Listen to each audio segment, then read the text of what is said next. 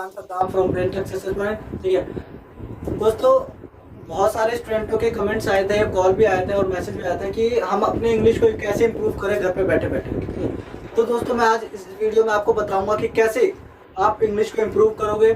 ठीक है, लॉकडाउन की वजह से सबको पता है कि सब अपने अपने घरों में हैं। ठीक है, तो इससे आप कहते हैं कि ये बहुत अच्छा वक्त है जो आप इंग्लिश इंप्रूव कर सकते हो। ठीक है दोस्तों, इंग्लिश इंप्रूव करने के लिए आपको 4 बातें हमेशा याद रखनी पड़ेगी, चाहे लॉकडाउन हो चाहे ना हो, चाहे आप कभी भी लाइफ में 4 बातें अगर आप इंग्लिश के लिए करते हो तो आपको इंग्लिश में सफलता जरूर हासिल होगी। ठीक है दोस्तों, इस वीडियो में मैंने आपको दिखा रखा है, बोर्ड पे लिख रखा है कि ये जो 4 चीज़ें ये बहुत इंपॉर्टेंट रोल निभाती है हमारे लाइफ को, इंग्लिश स्पीकिंग लाइफ को। ठीक है दोस्तों, सबसे पहले हम आते हैं रीडिंग में आपको इसके बेनिफिट्स बताऊंगा, फिर उसके बाद बताऊंगा कि आपको ये कैसे कैसे करना है। ठीक है दोस्तों, रीडिंग से आपको क्या क्या बेनिफिट होंगे मैं आपको ये बताऊंगा। ठीक है, रीडिंग से आपको फ्लुएंसी आएगी।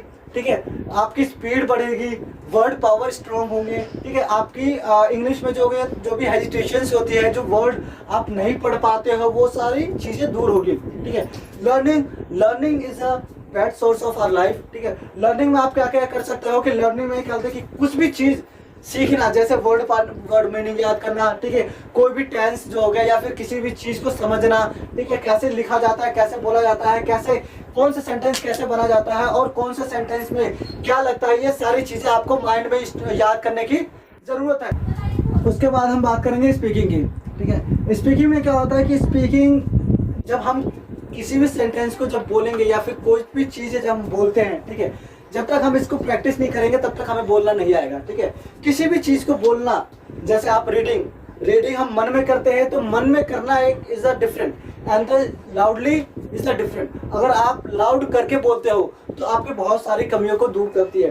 ठीक है, जैसे आपकी हेजिटेशंस को खत्म करेगी। ठीक है, आपको ये पता चले कि आप कहाँ गलत पढ़ रहे हो, कहाँ गलत बोल रहे हो। ठीक है, आपको ये भी पता चले कि कौन सा वर्ड आप गलत पढ़ रहे हो, कौन सा सही पढ़ रहे हो। ठीक है, वैसे स्पीकिंग में भी वही, स्पीकिंग का भी वही है कि आप जब बोलोगे, सेंटेंस को बोलोगे, जब किसी भी पैराग्राफ को बोलोगे तो आपको ये पता चल जाएगा कि कौन सा वर्ड कैसे बोल रहे हो, कौन सा वर्ड कैसे गलत बोल रहे हो, या फिर कौन सी लाइन कैसे गलत बोल रहे हो या सही बोल रहे हो। वैसे राइटिंग में क्या है कि जब भी आप किसी भी जैसे पैराग्राफ को लिखना, ठीक है, या फिर किसी बुक का कॉपी करना, या फिर आप ट्रांसलेशन करना।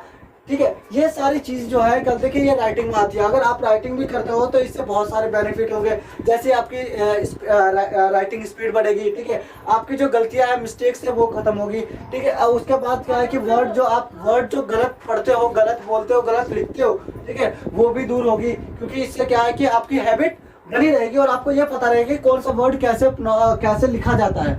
ठीक है, उसके बाद अब दोस्तों मैं आपको यह बताऊंगा कि इसको कैसे कैसे घर पे बैठे बैठे यूज करना है। ठीक है दोस्तों, कोई सा भी आप चाहे न्यूज़पेपर उठा लो, चाहे आप मतलब पिछले क्लास की या फिर करंट क्लास की आप बुक ले लो इंग्लिश में, और उसको, या फिर सबसे बेस्ट सोर्स है आप कहते क्या तो न्यूज़पेपर ले लो या फिर कोई स्टोरी बुक ले लो। ठीक है, स्टोरी बुक लेने या फिर कहते न्यूज़पेपर में आपको बहुत सारे बेनिफिट्स मिलेंगे। उसके बाद जैसे आप लोगे, उसके बाद क्या है कि आपको साइलेंटली नहीं पढ़ना है। ठीक है, साइलेंटली नहीं पढ़ना, आपको लाउडली पढ़ना है। कभी भी कोई भी जैसे आपने क्या किया, एक पैराग्राफ ले लिया, सपोज वो 10 लाइन का पैराग्राफ है, आपने पैराग्राफ ले लिया, उसके बाद अगर आप उसे पढ़ते हो तो फर्स्ट टाइम आप श्योर डैट कि आपको समझ में नहीं आएगा, क्योंकि जो न्यूज़पेपर की जो लैंग्वेज होती है वो क्या होती है, टफ होती है। Y that is not tough, but because of the words they are looking as a tough. ठीक है, तो लोगों को लगता है कि वो बहुत टफ है, बट अगर आपको वर्ड मीनिंग पता है तो आप न्यूज़पेपर आराम से पढ़ सकते हो। ठीक है, तो उसमें क्या है कि कुछ भी कठिन नहीं होता। तो वो चीज़ जब आप कहते हैं कि 10 लाइन का एक पैराग्राफ हो, उसे आप पढ़ो एक बार। ठीक है, फिर उसके बाद उसे पहले समझो। ठीक है, ऐसा नहीं है कि एकदम से रट्टा मार के पढ़ते, एकदम यूं ऐसा नहीं पढ़ना। आपको कहते स्लोली पढ़ना और उसे समझना है, और उसमें कोई भी जो हेल्पिंग वर्ड यूज हुआ है, वर्ड मीनिंग यूज हुआ है, उसको समझो, उसको जानो, आगे पीछे वर्ड मीनिंग को देखकर समझो कि ये क्या लाइन कहना चाहता है। उसके बाद अगर आपने 10 लाइन को 10 बार पढ़ा तो आई एम कन्फर्म दैट कि उसमें से आपको ना ही तो 80% आपको समझ में आ जाएगा। ठीक है, अगर तभी नहीं आता तो आप पढ़ते रहो और उसके बाद जो उसका वर्ड मीनिंग है, उसके वर्ड मीनिंग जो है वो अलग कॉपी में लिख लो और उसको सर्च करके उसे याद करो। और फिर ऑब्वियसली उसके बाद जब आई एम कंफर्म दैट अगर आप उस वर्ड को याद करके बाद आप पढ़ते हो तो आपको वो पैराग्राफ समझ में आ जाएगा, ठीक है। उसके बाद अगर आप या फिर कोई स्टोरी ले लो, स्टोरी में क्या है कि आप स्टोरी लेके पढ़ो। स्टोरी में क्या है कि आपको 1-2 लाइन समझ नहीं आएगी, लेकिन 1-2 लाइन को छोड़ो, 1-2 लाइन से हमें कुछ नहीं करना, ठीक है। लेकिन जो समझ में आ रहा है उसको पढ़ो। ऐसा नहीं है कि हम 1 या 2 लाइन के लिए पूरा छोड़ दे, पूरा स्टोरी छोड़ दे। अगर आप ऐसा करते हो तो बेवकूफ़ी करते हो, ठीक है। 1-2 लाइन को ये नहीं मैं कह रहा कि छोड़ दो, लेकिन पहले आप कंप्लीट करो। उसके बाद वो 1-2 लाइन जो है उसे क्या करो, कहते हैं कि आप उसे दूसरे जगह गूगल से कहीं से भी ट्रांसलेशन से कैसे भी करके उसे ट्रांसलेट करो, ठीक है। फिर उसके बाद आप फिर से समझो। तो अगर कहते कि इस एक की वजह से अगर आप सब छोड़ते हो तो वो आपकी गलती होगी, ठीक है। लेकिन अगर आप एक की वजह से कहते हैं कि सबकी वजह से एक को छोड़ते हो तो आपकी कोई गलती नहीं होगी, आप इम्प्रूव करोगे, ठीक है। उसमें रीडिंग में आपका क्या होगा कि जब आप लाउडली पढ़ोगे तो क्या होगा कि आपकी हेजिटेशंस खत्म होगी। आप जैसे हिचकिचाते हो बोलने में कि हमें क्या बोलूं क्या नहीं बोलूं, ठीक है, तो उस समय क्या है कि आपकी हेजिटेशंस खत्म होगी। फिर आपकी जो प्रोनाउंसिएशन होती है, ठीक है, उसमें आप कौन सा वर्ड कैसे बोलते हो, ठीक है, कौन सा वर्ड कैसे बोला था, आप अपने फ्लुएंटली अपने आप को एक फ्लुएंटली दे सकते हो। जैसा कि आपने देखा होगा कि आप कभी भी बड़े होटल में जाते हो या फिर बड़े अच्छे मॉल में या फिर even you are going anywhere like जैसे लग्जरी थिंग्स, ठीक है, शोरूम या कहीं भी, तो उनकी जो रिसेप्शनिस्ट होती है उनकी जो इंग्लिश होती है वो same is like us, but उनकी जो फ्लुएंटली होती है, उनकी फ्लुएंसी होती है in speaking, they are the different.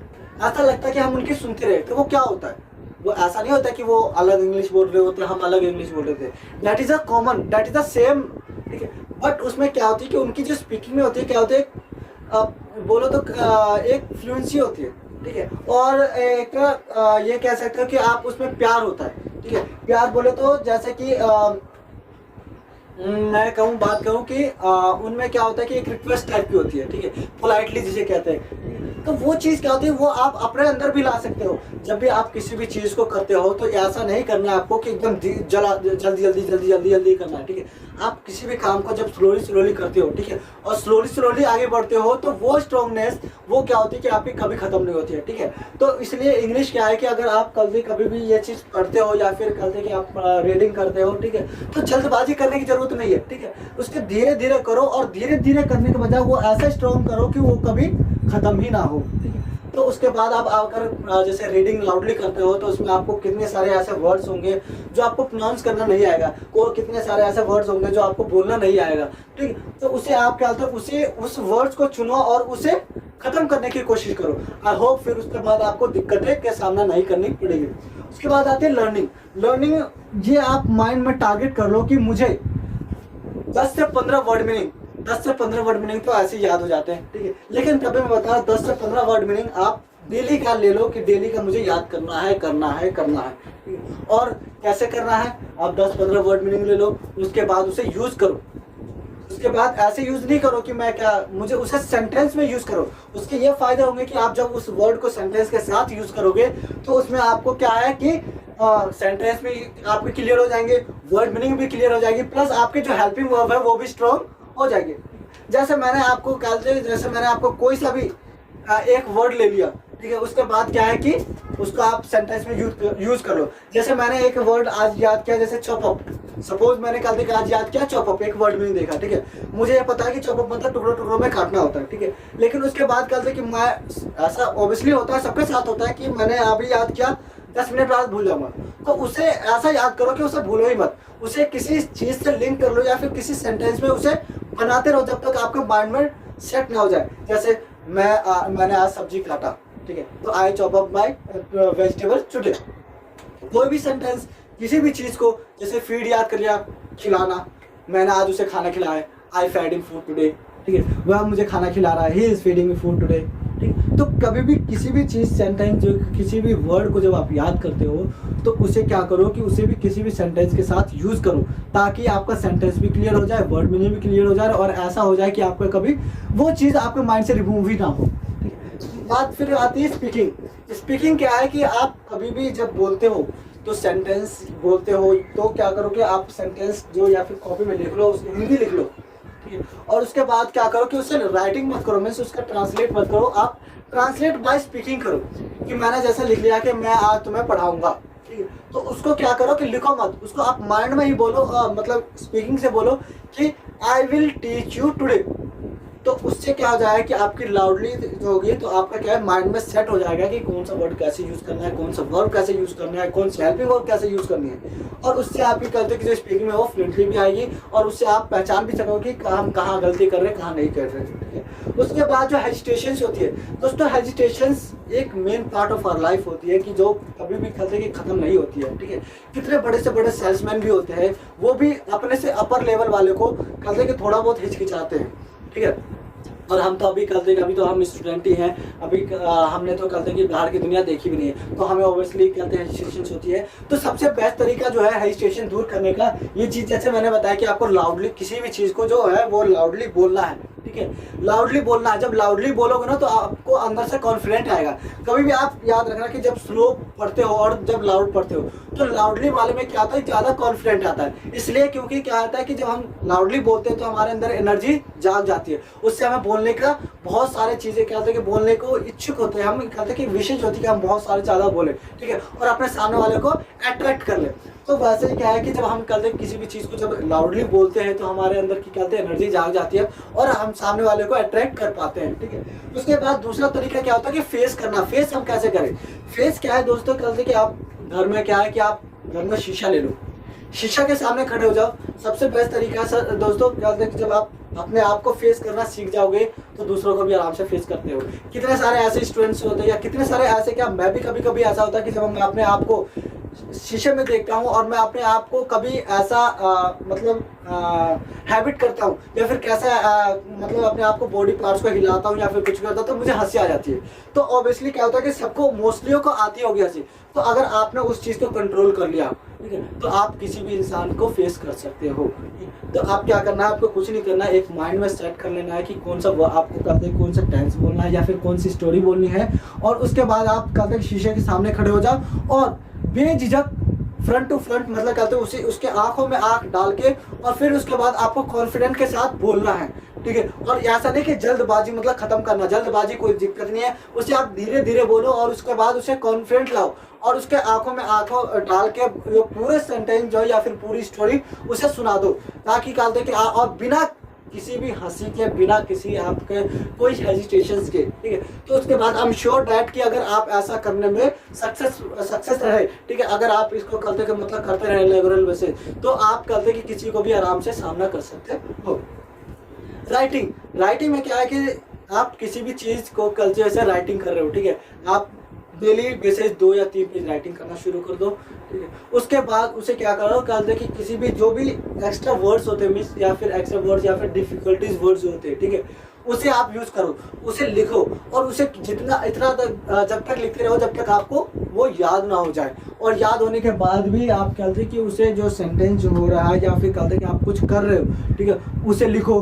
आप कभी भी लिखना जो होता है वो हमारी कहते कि कम नहीं होनी चाहिए, क्योंकि लिखना हमारा हमेशा कहते काम ही आता है। इसमें हम राइटिंग स्ट्रॉन्ग कर सकते हैं, हमारी वर्ड मीनिंग स्ट्रॉन्ग कर सकते हैं, हम इसे स्पीड बढ़ा सकते हैं। तो ये सारे चीज़ जो है वो सारे एक दूसरे से कनेक्ट है, ठीक है, हम सारे एक दूसरे से क्या है कनेक्ट है। तो ये सारे चीज़ अगर ये चारों चीज़ आप करते हो तो I am sure that you can learn English betterly and you can after the lockdown, जैसे कहते ये एक हमारे भारत के लिए एक नया किरण होगा, वैसे ही आप एक इंग्लिश में एक नए किरण हो गए। जब भी आप बाहर जाओगे और इन लॉकडाउन के बाद दो then you can say yes I can speak English with the confident, ठीक है। तो आई होप आपको ये सारी चीज़ें कहते कि समझ में आई होगी और आई होप आप आज से ही ये सारी चीज़ें प्रैक्टिस करेंगे घर पे। और उसके बाद जब लॉकडाउन के बाद जब आप बाहर निकलोगे तो आप अपने दोस्तों को बता सकते हो कि yes I can speak English, ठीक है। अगर आपको ये वीडियो समझ में आई होगी तो हमारे वीडियो को लाइक करना, शेयर करना और कमेंट भी करना, और जो सब्सक्राइब के बगल में बटन है उसको बेल आइकन को दबा देना ताकि हमारे अपडेशन आपको मिलते रहे। Thank you.